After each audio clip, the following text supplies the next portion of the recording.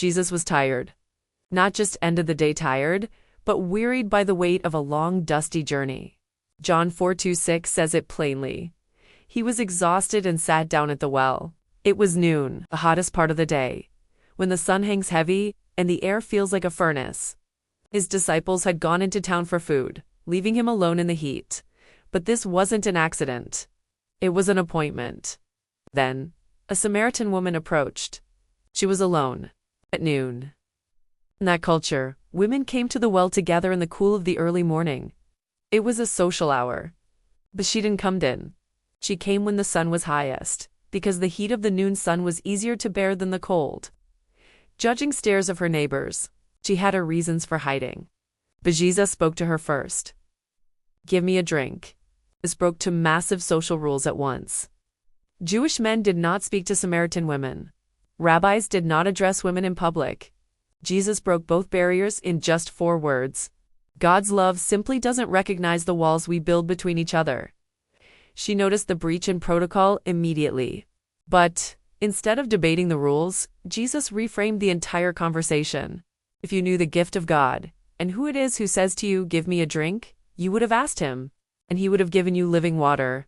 She is thinking about physical water from a hole in the ground. She's thinking about the daily chore of carrying a heavy jar. But he is talking about a soul satisfaction she has never known. She had been married 5 times, and the man she was with now wasn't her husband. She came at noon to avoid the very community that knew her history. But notice this. Jesus does not lead with her sin. He leads with her thirst. Everyone who drinks of this water will thirst again. But whoever drinks of the water that I will give him shall never thirst. She says, "Sir, give me this water." She doesn't fully understand yet, but she knows she's tired of being thirsty.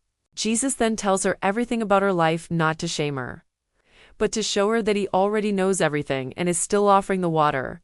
The result was a total transformation. She left her jar at the well. The very thing she came forth, the physical water, was no longer her priority. She ran back to the town she had been avoiding. The thing she had been hiding became the thing she proclaimed. The woman who came to the well alone at noon became the first evangelist in the Gospel of John. She did not clean herself up first. She didn't wait until her life was in order. She went exactly as she was, and what she had was enough. Because what she had was an encounter with Jesus. She left her jar, but she found her voice. What is one jar of your past that Jesus has turned into a testimony?